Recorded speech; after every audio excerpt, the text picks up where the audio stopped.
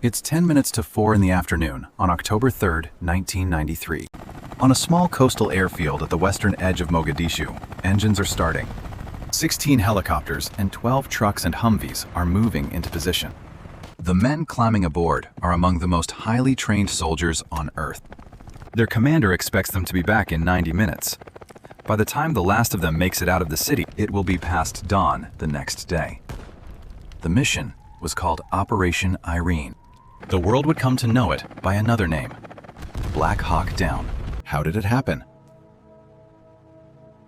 How did a raid, the seventh of its kind in 6 weeks, planned by a general who had spent his career preparing for exactly this kind of operation, collapse into 15 hours of urban combat and rewrite American foreign policy for a generation? To answer that, you have to go back further, past the deployment, past the UN resolutions, all the way back to a country that had already stopped existing. In January 1991, the state called Somalia stopped functioning. The dictator, Mohamed Siad Barre, who had ruled the country for 21 years, was driven out of the capital by a coalition of rebel factions. Within months, that coalition fractured. There was no president, there was no parliament, there was no army. What remained were militias organized around clans competing over territory, port revenue, and the shrinking piles of food inside the country. And the food was shrinking fast. The rains had failed. Crops had failed. Herds had failed. By the summer of 1992, an estimated 300,000 Somalis had already starved to death. It was the worst famine anyone in the region could remember. And this time, unlike previous famines, it was happening on live television. CNN crews were flying into a country with no government to ask permission from, and no army to keep them out. In August 1992, the Bush administration launched Operation Provide Relief. American cargo planes began airlifting food into Somalia. It was meant to be a straightforward humanitarian mission. The problem was simple. Food in a country with no government is power. The clan militias started stealing it. They stopped aid trucks at gunpoint, handed out the food to their own people, and let the rest starve. By December, airdrops weren't enough. The United Nations authorized a much larger operation called Operation Restore Hope. On December 9, 1992, U.S. Marines came ashore on the beaches of Mogadishu in the middle of the night, floodlit by television cameras that had been waiting for them for hours. It was the most photographed amphibious landing in history. It was also, on paper, still humanitarian. The Marines were there to protect food convoys, that was all. That was the last thing about the Somalia mission that would stay simple. To understand what happened next, you have to understand who the Americans had walked into a fight with. His name was Mohamed Farrah Aidid. He was in his late 50s.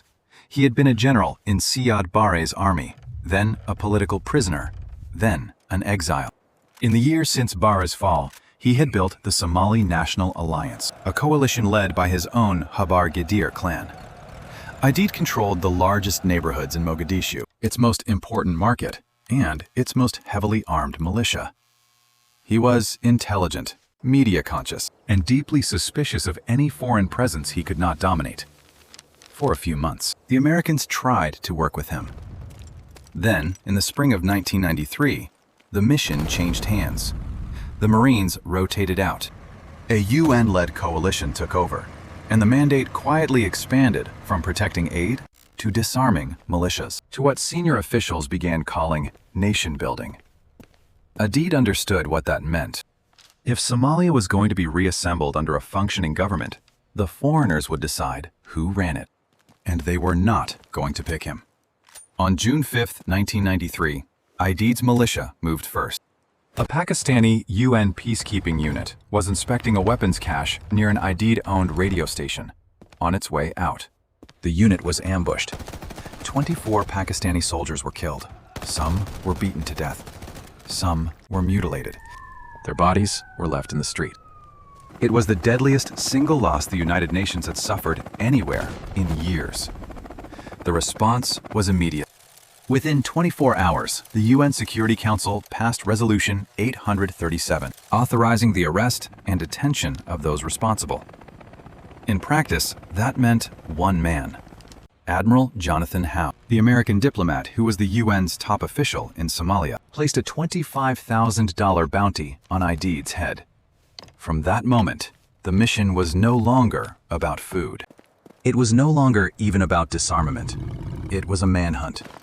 To many Somalis, it was also the moment the intervention stopped looking humanitarian and started looking colonial. One part of the story is often misunderstood. Somalia in 1993 was not an American army facing a Somali army. There was no Somali army. There hadn't been one for 2 years. The United States was preparing to fight not a nation, but a clan, a specific extended family of over 1 million people led by Aidid. Defended by around 10,000 militia fighters, and embedded in a city where every neighborhood had its own weapons stockpile. There was no state on the other side. More than anything else, that was what was about to go wrong. For the manhunt, the Pentagon deployed a unit built for exactly this kind of job. It was called Task Force Ranger. It combined 3 elite formations. From Fort Bragg came Delta Force, the Army's top-tier special mission unit, trained for hostage rescues and high-value target grabs. From the 75th Ranger Regiment came a company of light infantry younger men, less experienced than Delta, but hand-picked aggressive and trained to hold a perimeter under fire. And from the 161st Special Operations Aviation Regiment, nicknamed the Night Stalkers, came the pilots. Their Black Hawk troop transports and small, agile Little Bird helicopters were considered the most survivable rotary-wing aircraft in the world. The man in charge was Major General William Garrison Task Force Rangers Commander, a chain-smoking Vietnam veteran who had spent his entire career inside the Special Operations community. Garrison had helped build Delta Force into what it had become. He had faith in his men. He had faith in his intelligence. And he had faith in a specific way of doing business, small units in and out fast, before the enemy could get organized. Task Force Ranger arrived in Mogadishu in late August 1993. Over the 6 weeks that followed, Garrison's men ran 6 separate operations, trying to grab Aidid or his top lieutenants. Every operation followed the same pattern. Helicopters would fast-rope Delta operators onto a target building. Rangers would set up a defensive perimeter around the block. A ground convoy would arrive to extract everyone and any prisoners. The whole thing was designed to be over in under an hour. None of the 6 raids caught Aidid himself. Some caught his lieutenants. Some caught nobody. But every one ended safely. The men came home. The vehicles came home. And the aircraft came home. Confidence hardened. Inside Task Force Ranger, what had begun as a difficult mission was starting to feel like a schedule. The problem with a schedule is that anyone paying attention can learn it. Aidid's militia had been paying attention. The same helicopters, the same time of day, the same tactics, over and over. 6 chances to study the American method. By early October, the militia had reached a specific conclusion about the Black Hawk. It was almost never hit in the fuselage. Its armor was too thick, its pilots too skilled, its maneuvering too aggressive. But there was one place where a rocket-propelled grenade might connect: the tail rotor. The next operation would take place beside the Bakaara market. It sat at the heart of Aidid's Habar Gadir clan territory in central Mogadishu. Somalis called it the Black Sea, not because it was cold, but because everything in Somalia eventually flowed into it. Guns, cash, cot, rumors. The market was a maze of unpaved dirt alleys and tin-roofed shacks jammed against concrete apartment blocks, with choke points every 20 meters. It was almost impossible to navigate at low altitude. It was worse for a ground vehicle. And in the afternoons, from about 2 o'clock onward, the market filled with young men chewing khat, a local leaf with amphetamine-like effects that heightens aggression and dulls fear. If you were going to walk into a fight against 10,000 armed men, you would not choose the afternoon. And you would not choose the Bakaara market. Garrison knew all of this. His men knew all of this. But if Aidid's lieutenants were meeting there, that was where the mission had to go. At 1:50 in the afternoon on October 3rd, 1993, a Somali informant made a phone call. He had confirmation. Two of Aidid's top political advisors were sitting inside a three-story building on the edge of the Bakaara market, next to a spot known as the Olympic Hotel. If Task Force Ranger moved now, it could take both men at once. Garrison approved the mission. It would be Task Force Ranger's 7th operation in 6 weeks. It was expected to last 90 minutes.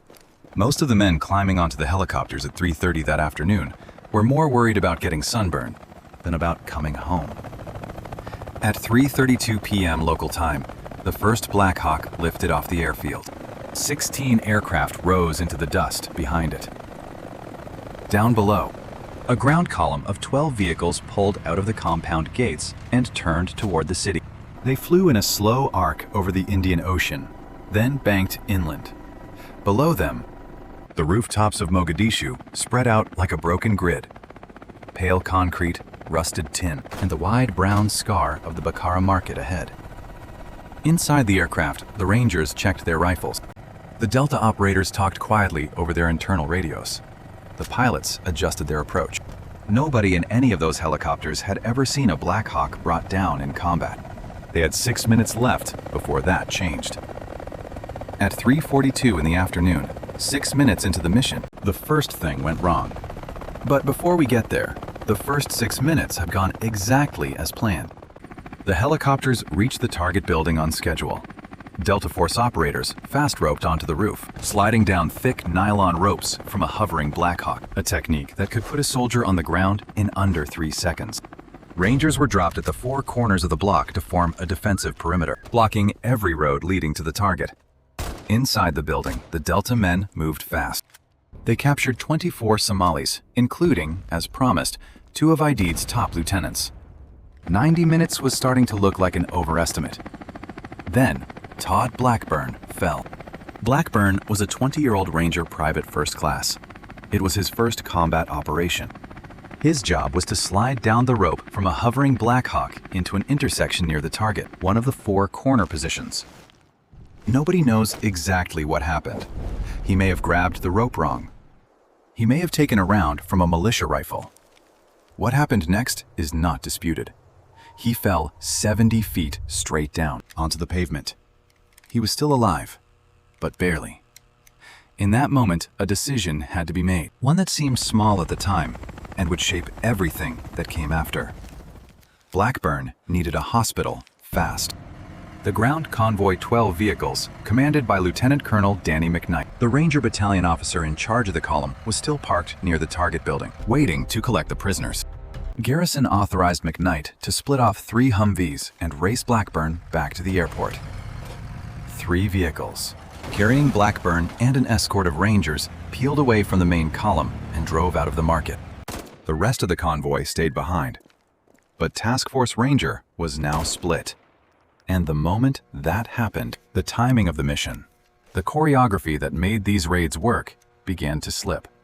Meanwhile, the sound of the helicopters had done something the Americans had not expected. It had summoned people. Across the neighborhoods surrounding the Bakaara market, Aidid's militia was mobilizing. But so were thousands of civilians and armed clan members who were not, strictly speaking, part of any militia at all. Men pulled rifles from behind doors. Tires were dragged into the streets and set on fire, sending pillars of black smoke into the sky as signal beacons. On rooftops across a half-mile radius, teenagers and grown men carrying rocket-propelled grenade launchers began settling into firing positions. An RPG is a small, cheap, Soviet-era weapon designed to destroy tanks. It fires a rocket about the size of a large water bottle. In the open, it is inaccurate. But if the target is a low-hovering helicopter and hundreds of launchers are pointed toward it, statistics begin to take over. The militia had spent 6 weeks studying how the American raids worked. They knew when the Black Hawks slowed to hover. They knew where the aircraft were most vulnerable. As one Somali fighter later told a Western journalist, it was like shooting skeet. The helicopters just sat there hovering. We aimed at the tail rotor where they are weak. At 4:20 in the afternoon, one of them connected. The helicopter was called Super 61. Its pilot was Chief Warrant Officer Cliff Wolcott, one of the most experienced Black Hawk pilots in the Night Stalkers. Super 61 was hovering north of the target building, providing overwatch when an RPG struck just behind the main rotor. For a second, nothing happened. Then the tail broke off, the rotor sheared away, and the aircraft began to spin. On the internal radio net, another Night Stalker pilot transmitted the words that would later become the title of a book and a film. "We got a Black Hawk going down. We got a Black Hawk going down. Super 61 is down." Walcott and his co-pilot were killed on impact. 2 crew members survived badly injured. Super 61 crashed into a narrow alley 3 blocks northeast of the target building, deep inside a Barricaded neighborhood. Within a minute, armed men were running toward it from every direction. This was the moment Task Force Rangers' raid became something else. The Rangers had a code, 3 words most Americans have heard but may not fully understand. Leave no man behind. It is written into the Ranger Creed, which every man in the regiment has memorized. In principle, it is a promise about the dead and the wounded. In practice, on the afternoon of October 3rd, it became a decision-making rule. It meant that every American unit inside the Bakaara market, the Delta operators holding prisoners at the target, the Rangers guarding the perimeter, and the ground convoy loading captives would stop what it was doing and begin moving toward the wreck of Super 61. The mission had inverted in an instant. The Americans no longer held the initiative. Aidid's militia did. And the militia now knew exactly where the Americans would go next. Garrison, back at the airfield, gave the order anyway. There was never really a question. A CSAR team, Combat Search and Rescue, a small helicopter-borne unit trained for exactly this kind of emergency, fast roped in near the crash site to secure the wounded. Delta operators from the target building began fighting their way north through the alleys, 1 block at a time. Rangers followed. The ground convoy, still loaded with prisoners, was ordered to redirect through the market and collect everyone at the first crash site. For 20 minutes, the plan almost held. Then, a second RPG connected. The helicopter was Super 64. Its pilot was Chief Warrant Officer Michael Durant, 32 years old. A Night Stalker with years of special operations flying behind him, married with a young son. Super 64 had moved into the airspace vacated by Super 61, trying to fill the surveillance gap. At 4:40 in the afternoon, an RPG struck its tail rotor. The mechanics were almost identical to what had happened to Walcott. Durant fought the aircraft for as long as he could. Then it crashed hard into a residential alley about a mile south of the first crash site. Durant survived. His co-pilot did not. His 2 crew members, both badly injured, also survived. A crowd began to close in, several hundred people with more arriving by the minute, drawn by the smoke, the shouting, and the sound of the crash. Back at the command post, Garrison's staff faced a problem with no clean answer. The Quick Reaction Force, the reserve held in readiness for exactly this kind of emergency, had already been sent to the first crash site. There was no second QRF. There was no ground force anywhere in the city that could reach Michael Durant. Every American unit on the ground was either fighting toward Walcott's wreckage or trying to hold the target building. Between them, they had roughly 150 men, and they were now surrounded. In the air above Durant's crash site, 2 Delta Force snipers watched the crowd gather through the open door of a hovering Black Hawk. Their names were Master Sergeant Gary Gordon and Sergeant First Class Randall Shughart. They had trained together for years. They were as skilled with a rifle as anyone in the American military, and they could see what was coming for Durant. Over the radio, they asked their commander for permission to be inserted. He said no. A ground rescue force would come. Minutes passed. No ground force was coming. They asked again. He said no. They asked a third time. 2 men were asking to be dropped into a street where the nearest American ground unit was more than a mile of hostile city away. There was no rescue plan and no reasonable path out. They knew that. They asked anyway. On the third request, permission was granted. Gordon and Shughart fast roped down beside Durant's shattered helicopter at around 5 in the afternoon. They pulled him from the cockpit. They laid him against a wall. They gave him a rifle. Then they established a perimeter, 2 men in an alley, against a crowd that would grow into the hundreds. For roughly 45 minutes, they held. They fired until they ran out of ammunition. Then they fired the weapons and ammunition they took from dead men around them. Shughart went down first. Gordon kept firing. Then Gordon went down. The crowd pushed into the wreck. Durant, injured and unable to move, watched them come. He expected to be killed. Instead, at the last moment, an SNA militia commander forced his way through the crowd and pulled Durant out alive. He was worth more as a prisoner. Gordon and Shughart would both be awarded the Medal of Honor. They would not live to know it. Michael Durant would spend the next 11 days as Aidid's captive. He would be shown on Somali television with visible injuries, becoming the human face of a battle the American public was only beginning to hear about. Now, step back for a moment. It is roughly 5:15. The sun over Mogadishu is beginning to sink. Task Force Ranger has 1 downed helicopter surrounded at the first crash site. It has a second helicopter overrun at the second crash site. It has 150 soldiers fighting through alleys whose ends they cannot see. And its most important ground asset, the convoy, is not where it should be. Because at exactly this moment, McKnight's convoy was doing something no one at the command post had planned for. It was getting lost. McKnight had been given a series of course corrections over the radio. Turn left at this street, right at the next. Try to loop around to the first crash site. The problem was that the overhead surveillance was being relayed to him through the command post at the airfield, several miles away. Radio traffic was thick. The delay was several seconds each way. And Somalis on the ground had already begun building barricades from burning tires, rubble, and abandoned cars. McKnight would receive a direction drive toward it, hit a barricade, and radio back for another route. Then he would receive a new direction drive toward it and hit another barricade. For close to an hour, the convoy drove in what was essentially a slow, bleeding circle through the middle of the Bakaara market. It was hit by heavy machine gun fire from windows. It was struck by RPGs from rooftops, casualties mounted inside the vehicles. The Humvees were by design unarmored, soft-skinned vehicles built for speed and cost, not for surviving an ambush. Machine gun rounds passed through them like paper. A common misconception is that Task Force Ranger entered the battle without armor because the Pentagon wanted to save money. That was not what happened.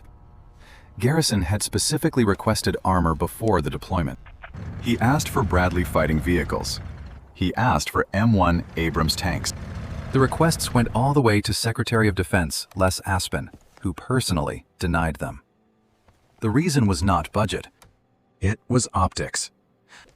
The Clinton administration did not want the humanitarian mission in Somalia to look like an armored occupation. It wanted the operation to look like peacekeeping. So the men in the Bakaara market on October 3rd were driving open-topped Humvees against a militia that had spent 6 weeks studying them. Every casualty in McKnight's convoy followed from that decision. At 5:40 in the afternoon, McKnight, still carrying the prisoners along with many of the wounded, made the only decision he could. He turned the convoy around. It could not reach the first crash site. It could not reach the second. It could barely remain together.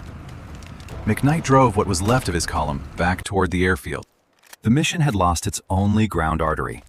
That meant the men at the first crash site, the wounded, the surviving crew members, and the Delta operators who had fought their way to Super 61 were going nowhere. They could not be extracted by helicopter. Aidid's men would shoot down anything that hovered. They could not be extracted by ground. The convoy was gone. The sun set over Mogadishu at around 6:30. Roughly 90 men, Delta operators, Rangers, and CSAR medics were boxed into a 2-block area around the wreck of Super 61. They had turned nearby buildings into strongpoints. They were establishing fields of fire down every alley. They had wounded men who needed evacuation. They had no clear idea how long they would have to remain there. At the airfield, Garrison had already begun assembling something Task Force Ranger had never planned for: a rescue convoy. But it would not be made entirely from his own men. His force was surrounded, dead, missing, wounded, or already committed. To reach the crash site, He needed armor he did not have. He needed Malaysian armored personnel carriers borrowed from the UN garrison. He needed Pakistani M48 tanks. He needed American 10th Mountain Division Light Infantry regular Army soldiers, most of whom had never worked with Task Force Ranger before. Assembling that force in the middle of Mogadishu in the dark would take hours. Getting it into the city would take longer. And while the rescue force was being pieced together, 90 Americans in the alleys around Super 61 would have to hold. At the first crash site, 90 men were about to spend the night in a place they had planned to leave within an hour. They had done what they could with the buildings around them. Delta operators and rangers had punched through the walls of two-story concrete houses on either side of the alley where Super 61 lay. They turned those houses into strong points, creating fields of fire down every approach and laying the wounded on the floors of interior rooms, where the walls could stop most bullets. Ammunition was beginning to matter. The water was already gone. The sun had dropped behind the market, and the temperature was falling. Around them, the militia was reorganizing. Aidid's fighters had been improvising all afternoon, pulling in armed civilians, calling reinforcements from other neighborhoods, and coordinating through commercial FM radios and megaphones. Now, in the darkness, they were becoming more disciplined. They pushed down the alleys in coordinated groups, sometimes 20 or 30 men at a time, trying to overrun individual American positions before help could arrive.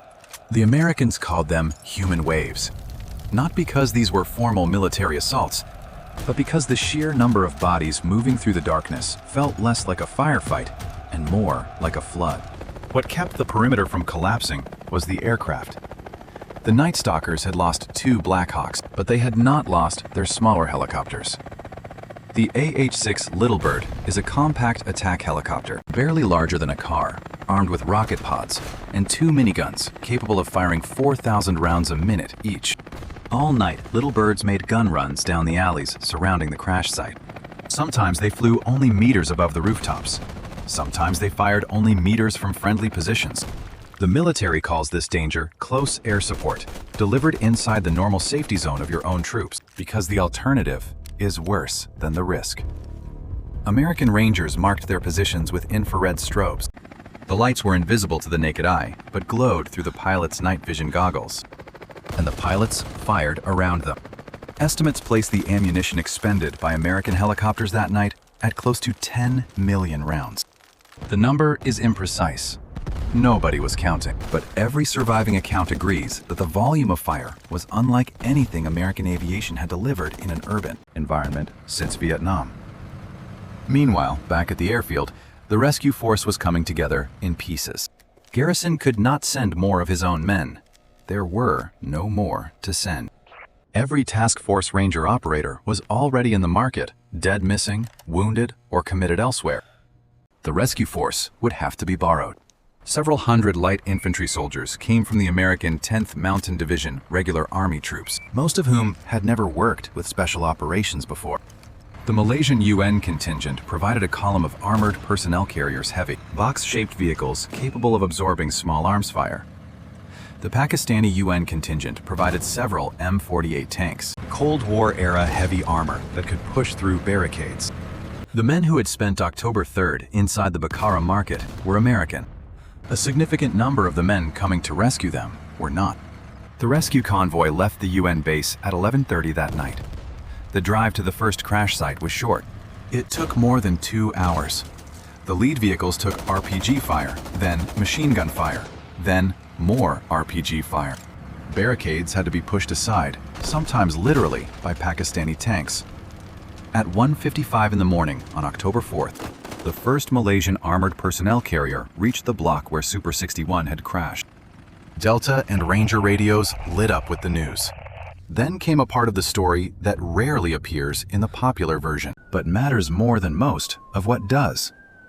The men at the crash site refused to leave without Cliff Wolcott.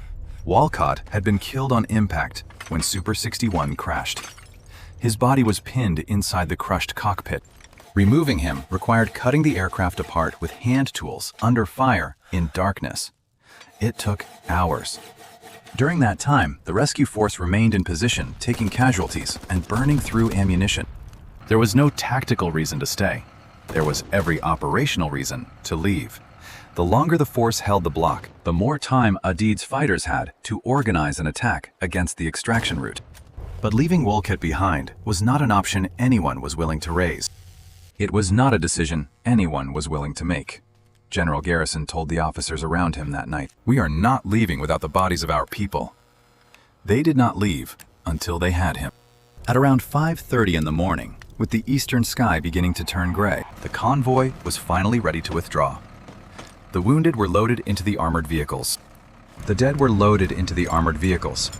Then a group of soldiers, Rangers Delta operators, medics, and everyone who could not fit inside stepped into the street and prepared to move on foot.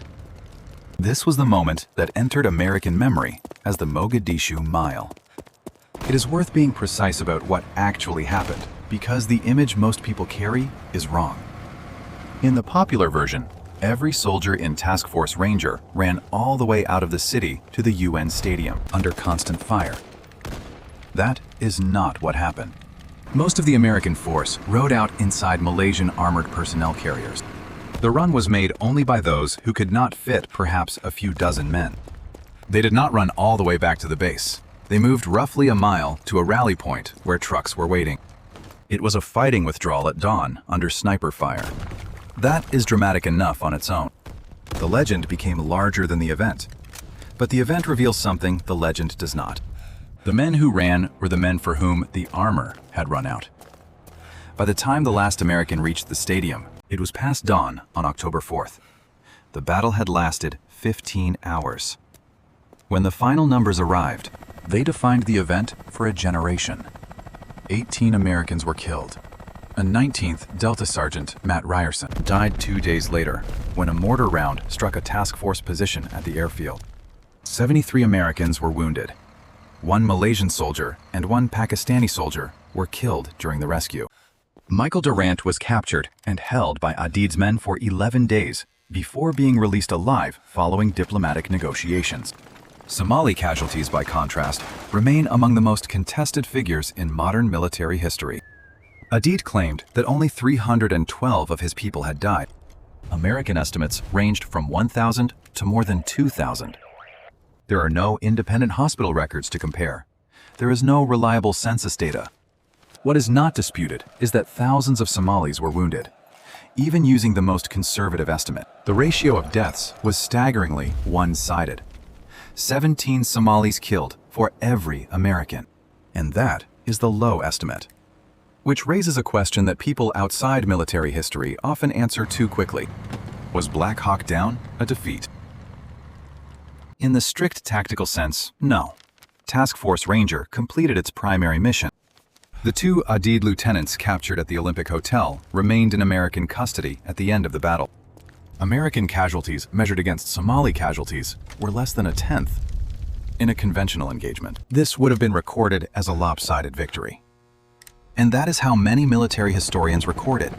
But wars are not ultimately decided by ratios. They are decided by images.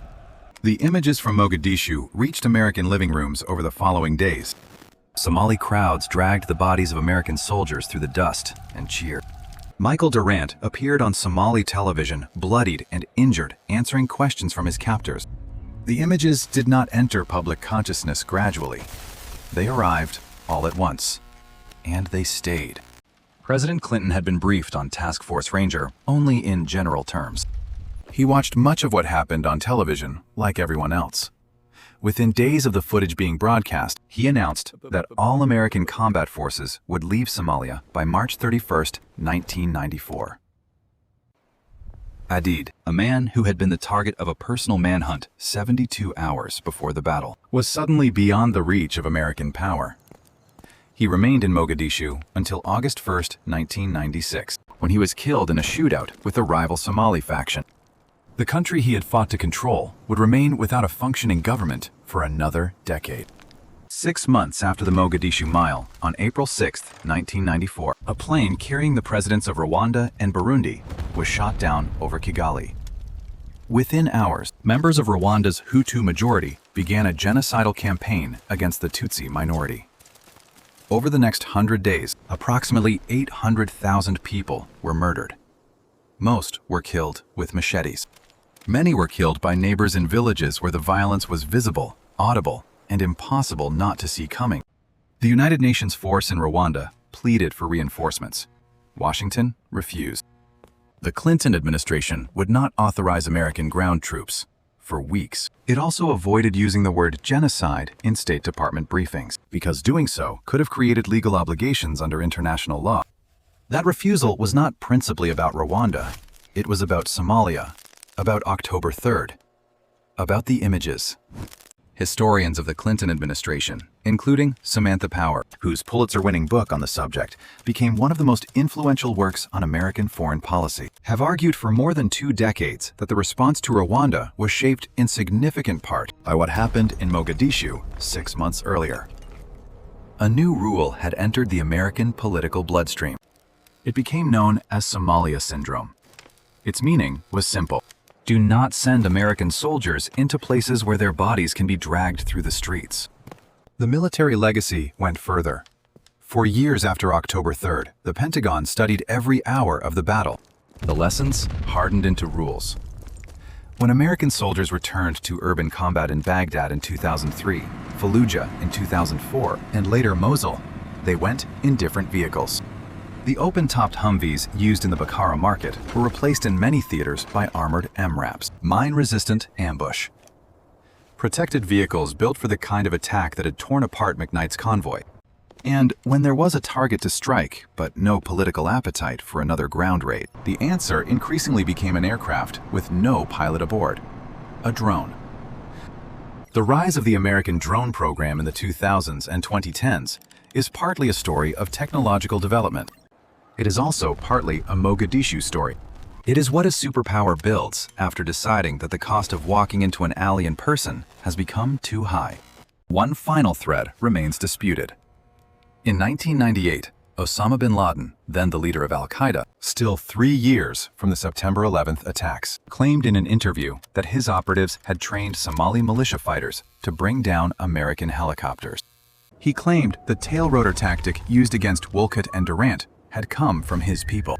Some historians accept the claim. Others believe bin Laden was exaggerating his own importance. No primary source settles the question. What is certain is that in the decade after October 3rd, non-state armed groups from Iraq to Afghanistan cited Black Hawk Down as proof that the American superpower could be forced to withdraw.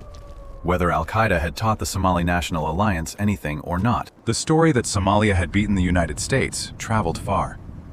Think back to the airfield, to the men climbing into the helicopters at 3:30 in the afternoon, more worried about sunburn than about coming home. To the 90-minute plan, to the 16 aircraft rising into the dust behind the coastal wind, to the 12 vehicles turning toward the city. 18 of those men never returned.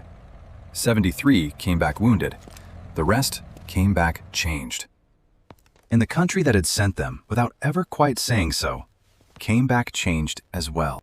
The optimistic post-Cold War belief that a superpower could enter any country, feed the starving, disarm the warlords, rebuild the state, and come home in 90 minutes did not survive that night. It died in the alleys surrounding Super 61, alongside Cliff Wolcott, Gary Gordon, Randy Shughart, and the other Americans whose names are carved into black granite at Ranger memorials. The lieutenants were captured. The men held their ground. The bodies came home. In the strict military sense, October 3rd, 1993 was not a defeat. It was a victory, but it was the kind of victory a country only wants to win once.